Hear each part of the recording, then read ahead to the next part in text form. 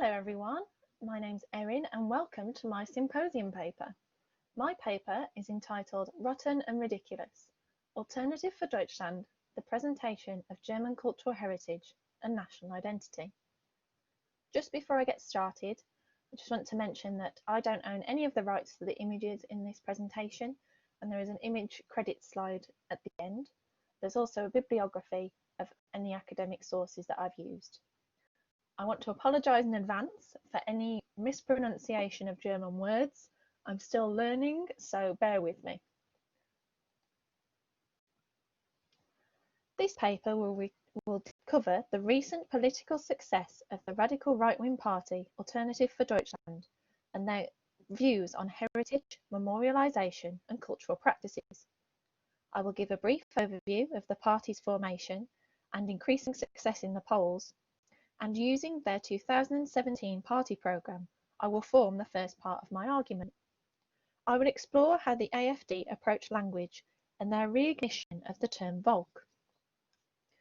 I will explore the connotations of this term, its relation to National Socialism, and how this is shaping the party's view on modern language. I will then discuss what this means for the German cultural heritage sector and their cultural programme.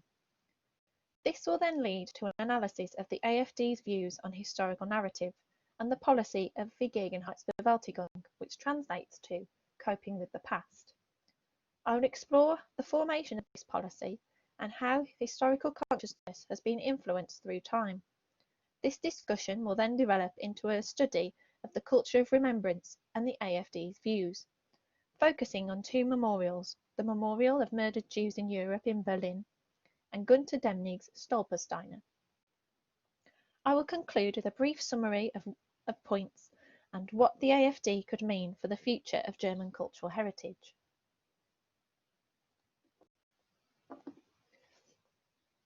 Alternative for Deutschland are a relatively young political party, forming in 2013 as a Eurosceptic party of the centre-right.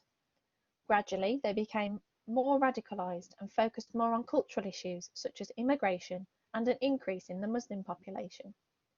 They fought against what they saw as an Islamisation of Germany, a loss of solid traditional German values and increasing reliance on the EU. They believed this was leading to a loss of German cultural heritage and sovereignty. Their views were solidified by the 2015 refugee crisis that saw millions of people seeking safety in Germany from countries like Syria and Iran, encouraged by Chancellor Angela Merkel's dismissal of the Dublin Agreement, allowing millions of refugees to seek asylum. This event was described by one AF member as a gift to the party, as they saw support rapidly increase. Following the end of this crisis, many opponents and academics believed or hoped that the AfD's success would fizzle out. It did not. In the 2017 federal elections, the party gained 12.6% of the overall vote, far exceeding the 5% minimum requirement. This made them the third largest party in the Bundestag and the first right-wing party to be represented there since the 1990s. You can see this on the image on the slide. This is a representation of the seats within the Bundestag in various colours to represent the various parties. The light blue on the right is the AfD, and they won 94 seats. The second largest is the red, that's the Social Democratic Party, they won 153. And the black dots are the Christian Democratic Union, and they won 200 seats. Since then, the AfD have become a constant presence in the German political sphere, and last year they gained further political success in the state elections of Thuringia, Saxony and Brandenburg, where they gained 20, 23.5 and 27.5% of the vote. So how has this continued to gather momentum? Their right-wing populist ideology appears to have found an appropriate audience within a population where faith in the traditional political process has been weakened. Ralph Havertz, in his 2019 essay, Right-Wing Populism and Neoliberalism in Germany, stipulates that scholars refer to this phenomenon as a crisis of representation. This is a crisis that the AfD appear well equipped to appease. with their strong sense of German national identity, heritage and culture, which I will now look at through their use of language. Their 2017 party programme contains 9 pages on national identity and culture, compared to far fewer on topics like social welfare and security. The party believed that the German language is the greatest source of cultural heritage, and speaking it allows citizens to deeply connect with their history. This has been emphasised further by former party member Frauke Petry and AfD co-founder Alexander Gauland, who wished to reintroduce the idea of the German Volk back into society. The word Volk literally translates to the people, and the German Volk began as an aesthetic theory regarding a spiritual connection internally present in the German people. The study of this idea, originates from around the 16th and 17th century. It was believed that the German Volk descended from a superior race of ancient tribes, which was evidenced in their German language, art and cultural heritage. This aesthetical theory later developed into a form of Volkgeist, or people's spirit, used to describe and encompass German morals, prejudices and ways of thinking. And the image on this screen is of an 1854 German dictionary written by the Brothers Grimm. You may know them for their fairy tales, but they also heavily invested in Volk studies. Another theorist, Johann Gottlob Fichte, took this theory a step further and believed that there was an exceptional uniqueness to the German Volk, and that the German language was a hallmark for its vitality. Describing the language as an Ursprache, or first language, he believed, pure ancient living language that was uncorrupted by outside influences. I believe this is an idea at the heart of the AfD's cultural policy. They see an increased use of English as a misconceived form of internationalism that undermines the cultural importance of the German language. They demand that the federal state creates a long-term plan that safeguards and develops the traditional German language and historic regional dialects as an important part of German heritage. The AfD also believe that there is a governmental and civic duty to confidently protect German cultural identity. They suggest that the political evil of failing multiculturalism is degrading the valued heritage of Germany, and that German people must demand cultural conformity. By engaging with historical values of Volk, the party hoped to create a positive national identity through their promotion of this superior cultural heritage. Yet, their overt use of Volk has left a bitter taste in the mouths of many contemporaries, due to its association with National Socialism. The Volk theory, and Volkisch, was quickly adopted by Adolf Hitler and the National Socialist German Workers' Party, or NSDAP, and used as a promotion of their dogma of superiority that they linked to the Aryan race. The Aryans were believed to be an ancient race hailing from the Nordic regions, and Hitler claimed that they were the founders of culture, with the help of lower subjugated beings of the region, that they created Germanic art, culture and heritage. Their bloodline became diluted through time, and that the only trace of their superiority could now be found in people with fair skin.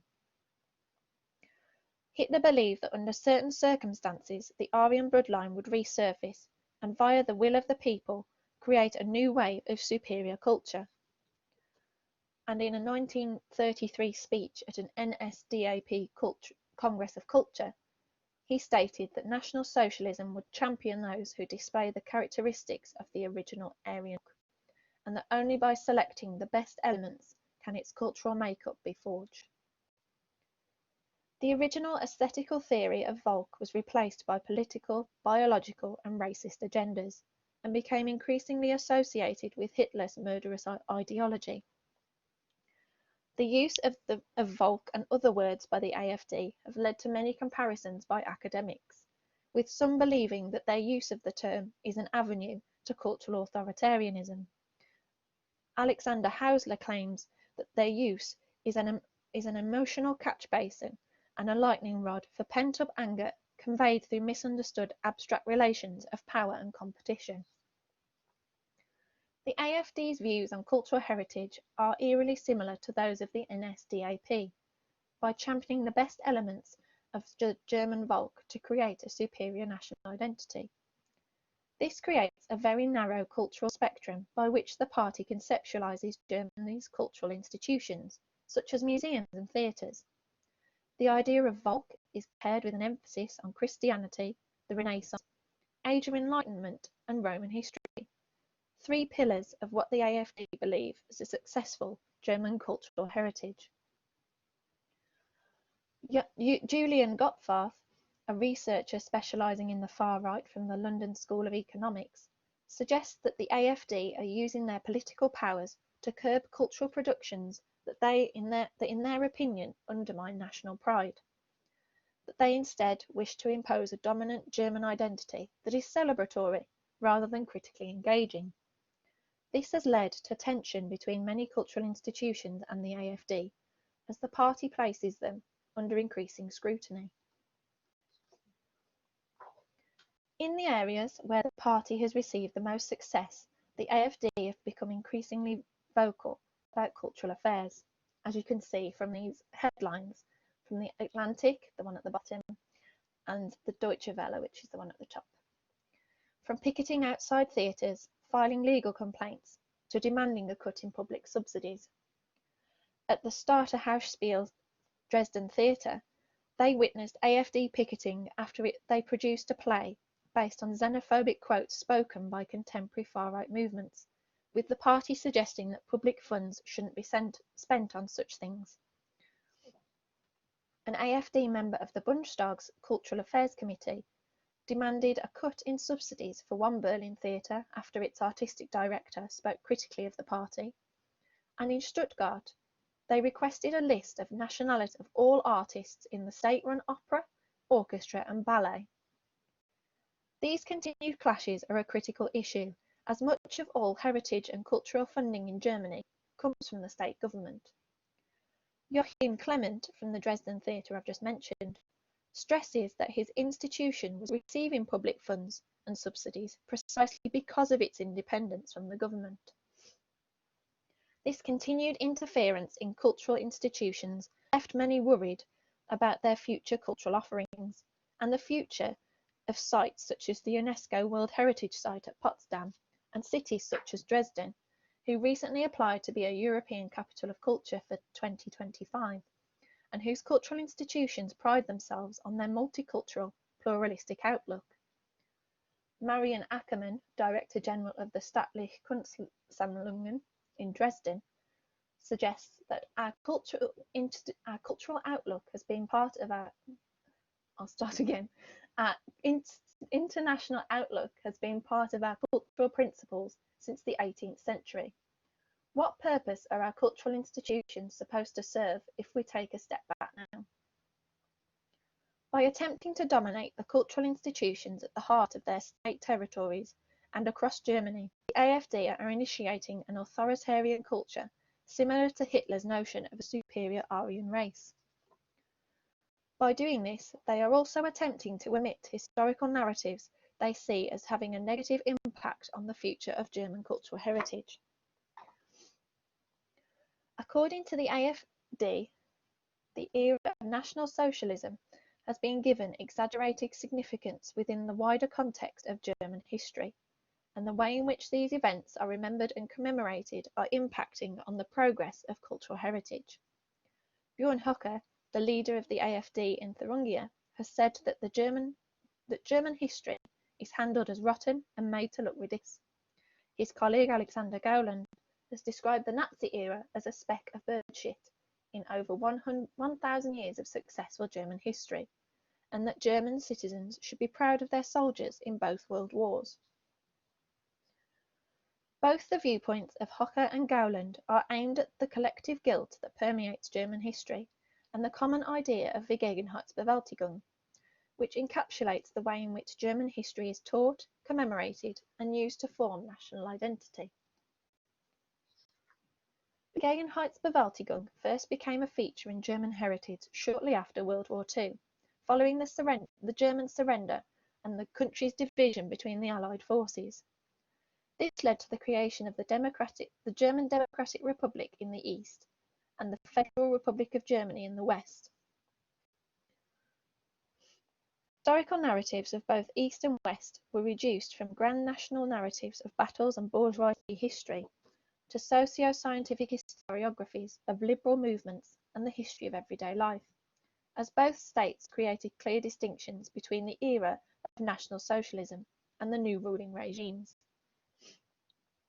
In the East, under the rule of communism, the new ruling parties completely distanced themselves from Hitler's dogma and effectively formed what Mary Fulbrook states was an official historical consciousness free of collective guilt. In the West, on the other hand, under capitalist rule, German history was compared in relation to other states. It was treated with institutionalized shame, and the wrongs of German history were used to emphasize the right historical path of Western capitalist nation states. This institutionalized shame is what Alexander Hayes and Caroline Dudek suggest became known as Vergegenheitsbewältigung. And after reunification in 1990, it was adopted across the country and became a foundation for modern identity, with National Socialism held as its antithesis. Alice von Bieberstein explores this idea further and implies that Vergegenheitsbewältigung originated from the formation of this identity in what she calls a post-national culture. She suggests that this formed from the conflicting historical breaks created in mainstream history and the distinctions made by the new ruling state powers during the post-war era. This allowed National Socialism to become a negative founding myth. The negativity and collective shame encompassed by Vergegenheitsbewältigung has led many to consider whether it has been a success in allowing the German people to come to terms with the past. Von Bieberstein continues, suggesting that Vergegenheitsbewältigung has moved away from a process of connotation and learning to a triumphant rehearsal of rituals lacking critical engagement. Another academic, Erich Langenbacher, suggests that it was ambitious to think that the hegemony of Holocaust memory could be maintained for the same intensity over time. This has been reiterated by Felix Philipp Lutz, who believes that there has been a decline in this kind of guilt, which in turn has allowed a rise in support for radical right-wing parties like the AfD. With this in mind, is German cultural heritage becoming stagnant as a result of this policy? This is certainly the opinion of the AfD, with Björn Höcke describing the policy as laughable. And quoting Franz Josef Strauser in a 2017 speech, he says that coping with the past as a permanent task for a society as a whole paralyzes a people. Höcke's opinions demonstrate a lethargy towards the Vergegenheitsbewältigung narrative and the collective guilt entrenched within it. The spectre of collective guilt remains ever present in German cultural heritage, but with the passing of time, it has perhaps its salience, leaving room for the criticisms of the AfD and their desire for a more positive cultural heritage going forward. One area of Vergegenheitsbewältigung that would be more tricky to change is memorialisation. German memorialisation has come under fire from the AfD. They believe that the focus on National Socialism has severely narrowed the culture of remembrance in Germany and is hindering the mourning press. As Björn Höcke suggests, there are no German victims, only German perpetrators. His opinions suggest that the culture of remembrance is consumed by the policy of Vergegenheitsbewältigung, which is directed at memorials such as the Memorial of Murdered Jews in Europe that's in Berlin, which is the image just on the right side. He has described the memorial as a monument of shame in the heart of the capital. This so-called monument of shame is made up of 2,711 concrete blocks in parallel rows in an open-air field that covers 19,000 square meters. It was designed by Peter Eisenman. He suggests that the memorial keeps the memory of the Holocaust as an open question in the present day, and works to compare this rupture in German history by creating an alien rupture in the Berlin landscape. Academic Adrian Zach suggests that this rupture in the landscape allows the Holocaust memory to become somewhat normalised due to its location, and it creates an ongoing dialogue to re-establish a normal historical consciousness as part of VERGEGENHEITSBEWÄLTIGUng. The location of this memorial is allowing the dialogue to become a daily presence in the lives of local people. Another form of memorialisation that encourages this blend of VERGEGENHEITSBEWÄLTIGUng and daily life is Gunter Demnig's Stolpersteine, which is the other image on the screen. He creates small brass-covered cobblestones engraved with the names, dates of birth, dates of death, and places of death of victims of Nazi persecution, which he cements flush to the pavement. They are currently in 1,200 locations across Germany and Europe. By identifying each victim by name, he places their existence into the typography of everyday life.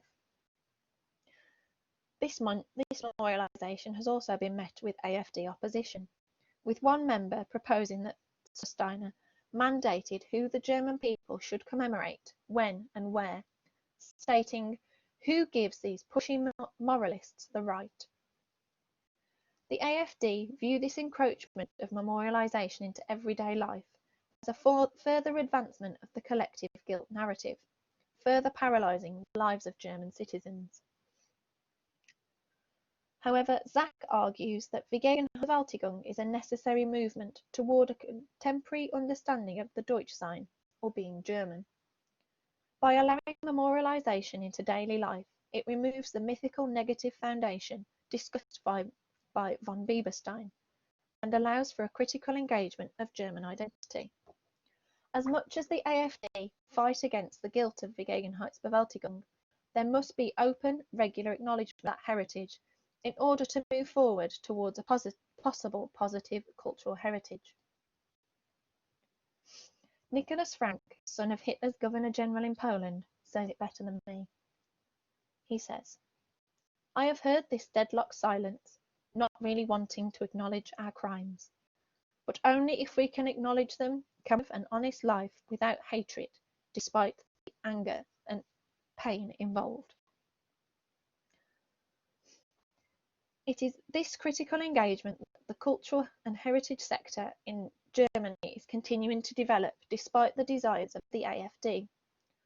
The party's chauvinistic opinions of the German language, the German VOLK, and the way in which the AfD discuss German history echoes the ideas of National Socialism. It fails to comprehend the multicultural dimensions of modern German national identity. The allure of the German VOLK, in the traditional sense, may seem imbued with a positive German identity that the AfD and their supporters view as lacking in modern cultural heritage.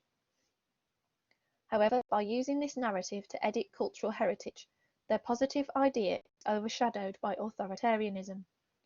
In an attempt to resurrect the positivistic idea of German VOLK and discredit the established narrative of VERGEGENHEITSBEWÄLTIGUng, the party are widening the historical narrative break that created the collective guilt in the first place. Only by allowing the German people to critically engage with their cultural heritage, the party hoped to end the practice of collective guilt. And as the AfD continue to use culture and heritage as a foundation for their political doctrine, their opinions and actions will continue to impact the German heritage sector. Perhaps not currently via federal or state policies, but at a very localised level, with their continued investigations and vocal opinions continuing to give institutions challenges. Perhaps this and the party's continued presence in the political realm will encourage a wider lens of historical consciousness that creates a legacy of cultural heritage for future generations. And that's it. Thank you very much for listening. This is my image credits slide. And this is my bibliography. Thank you very much for listening. I hope you enjoyed the paper, and I hope you've enjoyed the other papers in the symposium. and I hope you stay safe, and thank you very much for listening. Goodbye.